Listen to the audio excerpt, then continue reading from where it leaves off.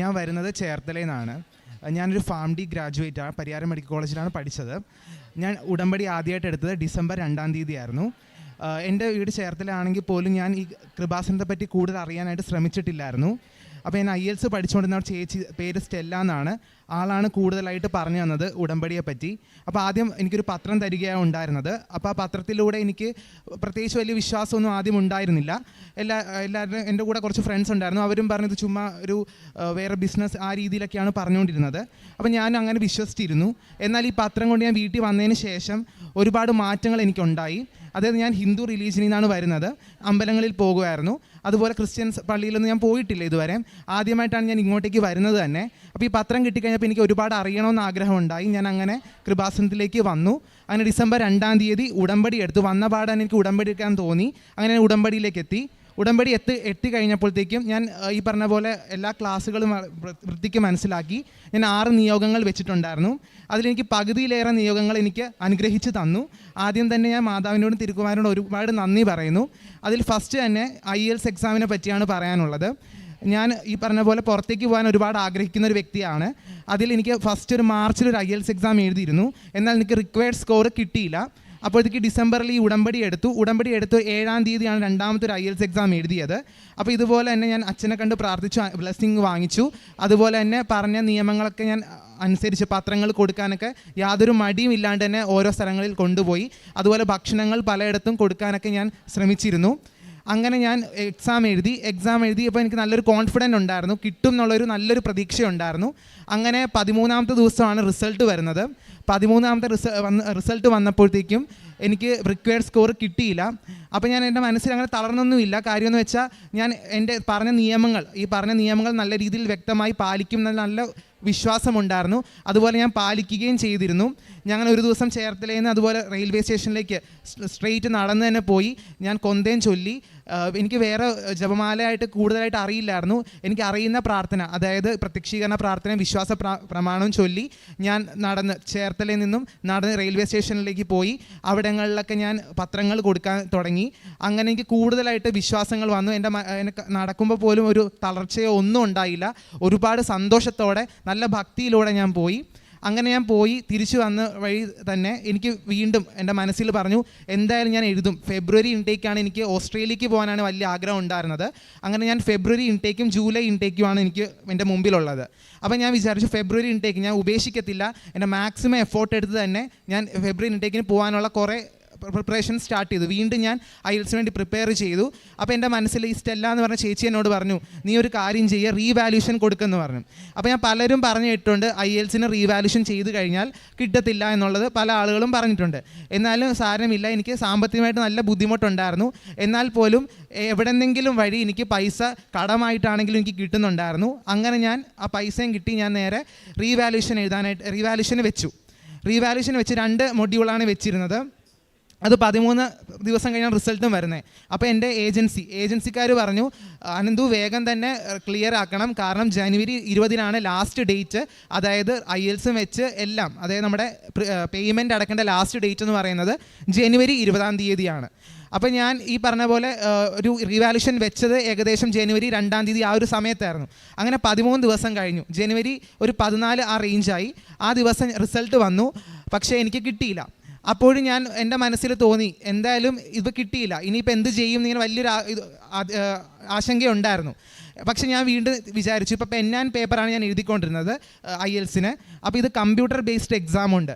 അതാണെങ്കിൽ 3 ദിവസം കൊണ്ട് റിസൾട്ട് വരുമെന്ന് പറഞ്ഞു. അപ്പോൾ എനിക്കിതുവരെ കമ്പ്യൂട്ടർ ബേസ്ഡ് എക്സാമിനെ പറ്റി എനിക്ക് ഒരു ഐഡിയ ഇല്ല. ഞാൻ അതിനൊരു പ്രാക്ടീസ് പോലും ചെയ്തിട്ടില്ല. ഫുള്ള് പെൻ ആൻഡ് പേപ്പറിലാണ് ചെയ്തുകൊണ്ടിരുന്നത്. പക്ഷേ എൻ്റെ മനസ്സിൽ പറഞ്ഞു, ഒരു കാര്യം ചെയ്യാം, ആരോടും പറയണ്ട. പൈസ ഞാൻ വീട്ടിൽ പറഞ്ഞു, പൈസ എങ്ങനെയൊക്കെയോ കണ്ടെത്തി കിട്ടി. അങ്ങനെ ഞാൻ വീണ്ടും സെയിം എമൗണ്ട് തന്നെ IELTSൻ്റെ പെൻ ആൻഡ് പേപ്പറിൻ്റെ അതേ പൈസ തന്നെ ഞാൻ CBT എന്നാണ് പറയുന്നത്, CBTക്ക് കൊടുത്തു. അങ്ങനെ വെച്ചു. കമ്പ്യൂട്ടർ ബേസ്ഡ് എഴുതിയപ്പോഴത്തേക്കും ട്രിവാൻഡ്രത്തായിരുന്നു സെൻറ്റർ ഉണ്ടായിരുന്നത്. 16-ാം തീയതി എക്സാം എഴുതി. ജനുവരി 16-ന് എഴുതി. അപ്പോൾ എനിക്ക് എൻ്റെ മനസ്സിലെന്ന് വെച്ചാൽ 15 നോക്കി, 15 എനിക്ക് കിട്ടത്തില്ല, കാര്യം ലൊക്കേഷൻസ് ഒന്നും അവൈലബിൾ അല്ലായിരുന്നു. അങ്ങനെ 16-ാം തീയതി എഴുതി, റിസൾട്ട് ഒരു 19-ാം തീയതി, അതായത് കറക്റ്റ് കാൽക്കുലേറ്റ് ചെയ്താൽ ഞാൻ എക്സാം എഴുതിയത്. 19-ാം തീയതി റിസൾട്ട് വന്നു. റിസൾട്ട് എന്ന് വെച്ചാൽ രാവിലെയാണ് സാധാരണ വരുന്നത്, ഓസ്ട്രേലിയൻ ടൈമിലാണ് വരുന്നത്, ഒരു 5 o'clock. പക്ഷേ റിസൾട്ട് വന്നില്ല. അപ്പോൾ എനിക്ക് മനസ്സിലായി എനിക്കിനി കിട്ടത്തില്ല, കാര്യം എന്ന് വെച്ചാൽ 20-ാം തീയതി ലാസ്റ്റ് ഡേറ്റ് ആണ്. അങ്ങനെ ഞാൻ ഒരു സ്ഥലത്ത് ഒരു വൈകുന്നേരം ഞാനിങ്ങനെ ബാങ്കിലേക്ക് പോകാൻ, എൻ്റെ അങ്കിളാണ് പേപ്പർ വർക്കൊക്കെ ചെയ്യുന്നത്. പേപ്പർ വർക്ക് ഒരു സൈഡിൽ നോക്കുന്നുണ്ട്, അതേപോലെ തന്നെ ഈ എക്സാമും ഞാൻ എഴുതുന്നുണ്ട്. അപ്പോൾ ഞാൻ അങ്കിളിനോട് പറഞ്ഞിട്ടില്ല, ഇങ്ങനെ എക്സാം കിട്ടിയിട്ടില്ല എന്ന് പറഞ്ഞിട്ടില്ല. കാര്യം എനിക്കൊരു വിഷമം ഉണ്ടായിരുന്നു. കാരണം ജനുവരി 9-ാം തീയതി പേപ്പർ വർക്കിന് വേണ്ടി ഒരുപാട് അങ്കിളിനെ ഞാൻ കണ്ടു, കാര്യങ്ങൾ സംസാരിച്ചു. അങ്കിൾ പറഞ്ഞു ജനുവരി ഒരു 31 മിനിമം ആവാൻ, കാരണം ഒരുപാട് പേപ്പർ വർക്ക് ചെയ്യാനുണ്ടെന്ന് പറഞ്ഞു. പക്ഷേ എൻ്റെ ഗ്രാൻഡ് മദർ പറഞ്ഞു എന്തായാലും ജനുവരി 19-നുള്ളിൽ ആൾക്ക് എങ്ങനെയെങ്കിലും ലോൺ റെഡിയാക്കി തരണമെന്ന് പറഞ്ഞു. അങ്ങനെ ഞാൻ എന്ത് ചെയ്യുന്നത് വെച്ച് കഴിഞ്ഞാൽ 16-ാം തീയതി എക്സാം എഴുതി. 19-ന് വൈകുന്നേരം ആയപ്പം എനിക്ക് വലിയൊരു അതിശയം തന്നെയാണ്, വൈകുന്നേരം റിസൾട്ട് വന്നു. എനിക്ക് റിക്വയർഡ് സ്കോർ തന്നെ തന്ന് എന്നെ അനുഗ്രഹിച്ചു. അതാണ് ഫസ്റ്റ് നിയോഗം എനിക്ക് പറയാനുള്ളത്. രണ്ടാമത്തെ കാര്യം എന്ന് പറഞ്ഞു കഴിഞ്ഞാൽ എനിക്ക് KSFEയിൽ ഒരു വലിയൊരു ഔട്ട്സ്റ്റാൻഡിങ് എമൗണ്ട് കിടപ്പുണ്ടായിരുന്നു. അപ്പോൾ ആ എമൗണ്ട് എടുത്താൽ മാത്രം, ആ പ്രോപ്പർട്ടി അവിടെ വെച്ചിരിക്കുമായിരുന്നു, ആ പ്രോപ്പർട്ടി റിലീസ് ചെയ്താൽ മാത്രമേ എനിക്ക് ലോണിന് വേണ്ടിയുള്ള ബാക്കി പേപ്പർ വർക്ക് ചെയ്യാൻ പറ്റത്തുള്ളായിരുന്നു. അതിനുവേണ്ടി ഒരുപാട് പലരോടും കടമായിട്ടും ഒക്കെ ചോദിച്ചു, പക്ഷെ ഒരു വഴിയും ഉണ്ടായില്ല. പക്ഷേ ദൈവത്തിൻ്റെ രൂപത്തിൽ പല ആൾക്കാർ, ബന്ധുക്കൾ തന്നെ, ഡിസ്റ്റൻറ്റ് റിലേഷൻ ഉള്ളവർ തന്നെ ഇങ്ങോട്ട് വന്ന് സംസാരിച്ച് അതെല്ലാം റെഡിയാക്കി തന്ന് എനിക്ക് പ്രോപ്പർട്ടി എടുക്കാൻ പറ്റി. മൂന്നാമത്തെ കാര്യം, ഇവിടെ ഉടമ്പടി എടുത്ത ആ ദിവസം തന്നെ വൈകുന്നേരം, അതാണ് ആദ്യത്തെ വിശ്വാസം എനിക്ക് ഉറപ്പിച്ചത്. വൈകുന്നേരം തന്നെ ഞാൻ വീട്ടിലെത്തിക്കഴിഞ്ഞപ്പം 2 പ്രോപ്പർട്ടി വിൽക്കാൻ വെച്ചിട്ടുണ്ടായിരുന്നു. എൻ്റെ ഈ ലോണിൻ്റെ കാര്യത്തിന് വേണ്ടി തന്നെയാണ് നോക്കിയിരുന്നത്. അതിൽ ഒരു പ്രോപ്പർട്ടി, അതായത് എൻ്റെ വീടിൻ്റെ ഏറ്റവും ബാക്ക് സൈഡിലാണ്. അത് ഇതുവരെ ഞാൻ അങ്ങനെ അതിനുവേണ്ടി ആക്റ്റീവായിട്ട് നോക്കിയിട്ടില്ലായിരുന്നു. കുറച്ച് ആൾക്കാരോട് പറഞ്ഞിട്ടുണ്ടായിരുന്നു ഇങ്ങനെ വിൽക്കാൻ ആഗ്രഹമുണ്ടെന്ന് പറഞ്ഞിരുന്നു, പക്ഷെ ആരും വന്നിട്ടില്ലായിരുന്നു. ലാസ്റ്റ് മിനിറ്റിൽ, അതായത് ഞാൻ ഉടമ്പടി എടുത്തു, ആ വൈകുന്നേരം തന്നെ എൻ്റെ അമ്മയ്ക്കൊരു കോൾ വന്നു. അതായത് ഞങ്ങൾക്ക് ആ പ്രോപ്പർട്ടി നോക്കാൻ ആഗ്രഹമുണ്ട്, നാളെ വരാമെന്ന് പറഞ്ഞിട്ട്. അങ്ങനെ നാളെ വന്നു. അപ്പോൾ ഞാൻ എന്ത് ചെയ്യുന്നത് വെച്ചാൽ വിശ്വാസ പ്രമാണം ചൊല്ലി ആ ഉപ്പ് ഞാൻ ആ സ്ഥലത്ത് വിതറിയിട്ടു. അങ്ങനെ ആൾ വന്നു, ഇഷ്ടപ്പെട്ടു, അതിനെ ടോക്കൺ അഡ്വാൻസും തന്നു, എഗ്രിമെൻറ്റിലേക്ക് എത്തി. 6 മാസത്തെ എഗ്രിമെൻ്റ് എത്തി. അത് തന്നെ ഒരു വലിയൊരു മിറാക്കിളാണ്. പിന്നെ വേറൊരു കാര്യമുള്ളത് വിസ പ്രോസസ്സിംഗ് ആണ്. അതായത് ജനുവരി 20-ാം തീയതിയാണ് ലാസ്റ്റ് ഡേറ്റ്, എൻ്റെ പേയ്മെൻറ്റ് അടക്കേണ്ട ലാസ്റ്റ് ഡേറ്റ് എന്ന് പറഞ്ഞാൽ ജനുവരി 20-ാം തീയതിയാണ്.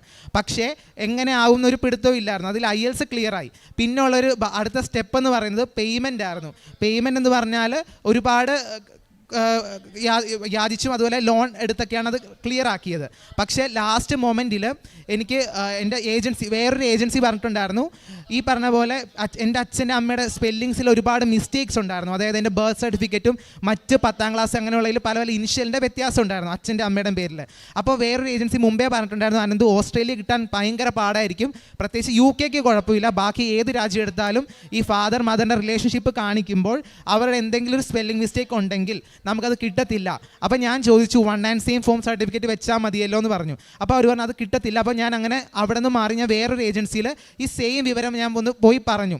അപ്പോൾ അവർ പറഞ്ഞു യാതൊരു കാരണവശാലും പേടിക്കേണ്ട, എന്തായാലും 1 and same വെച്ച് നമുക്ക് നോക്കാമെന്ന് പറഞ്ഞു. പക്ഷേ പലരും പറഞ്ഞിട്ടുണ്ട് ഓസ്ട്രേലിയൻ വിസ കിട്ടത്തില്ല, കാര്യം ഒരുപാട് പേപ്പർ വർക്കിലൂടെയാണ് അത് പോകുന്നത്. പിന്നെ ഒരു വട്ടം ഓസ്ട്രേലിയ റിജക്ഷൻ വന്നു കഴിഞ്ഞാൽ പിന്നെ നോക്കണ്ട, ഒരു 5 yearsലേക്ക് ഓസ്ട്രേലിയയിലേക്ക് നോക്കണ്ട. അപ്പോൾ അങ്ങനെ ഒരു ഇതുമുണ്ട്. പക്ഷേ ഞാൻ വിശ്വാസങ്ങൾ നല്ല ഉറപ്പിച്ച് പ്രാർത്ഥന നല്ല രീതിയിൽ പോയി, വിശ്വാസ പ്രമാണമൊക്കെ ഞാൻ 101 വട്ടം ഈ പറഞ്ഞ ആ സമയങ്ങളിലൊക്കെ ഞാൻ ചൊല്ലി, ഞാൻ മാതാവിനെ തിരുക്കുമാരനെ ഒരുപാട് അടുത്തു. അങ്ങനെ എനിക്ക് കറക്റ്റ് പറയുവാണെങ്കിൽ വിസ പ്രോസസ്സിങ് ഒരു പ്രശ്നമില്ലാണ്ട് വെറും 10 ദിവസം കൊണ്ട് വിസ പ്രോസസ്സിങ് ആയി. ഇപ്പോൾ എനിക്ക് എല്ലാവരോടും പറയാനുള്ളത്, ഞാൻ മറ്റന്നാൾ ഫെബ്രുവരി 19-ന് എനിക്ക് ഓസ്ട്രേലിയക്ക് പോകാനുള്ള ഫ്ലൈറ്റായി. എനിക്ക് ഫെബ്രുവരി 20-ന് ക്ലാസ് സ്റ്റാർട്ട് ചെയ്യുവാണ്. അപ്പം ഇതാണ് എനിക്ക് ഏറ്റവും വലിയൊരു അനുഗ്രഹം കിട്ടിയത്. ഇത് ഒരിക്കലും കിട്ടില്ല എന്ന് ഞാൻ 100% ഉറപ്പിച്ച കാര്യമായിരുന്നു. പക്ഷെ എനിക്ക് ഇവിടെ വരാനുള്ള പല നിമിത്തങ്ങളുണ്ടായി, അതിലൂടെ എനിക്ക് സാധിച്ചു തന്നു. അതിനെനിക്ക് ഒരുപാട് ഞാൻ മാതാവിനോട് തിരുക്കുമാരനോട് ഞാൻ ഒരുപാട് നന്ദി ഞാൻ പറയുന്നു.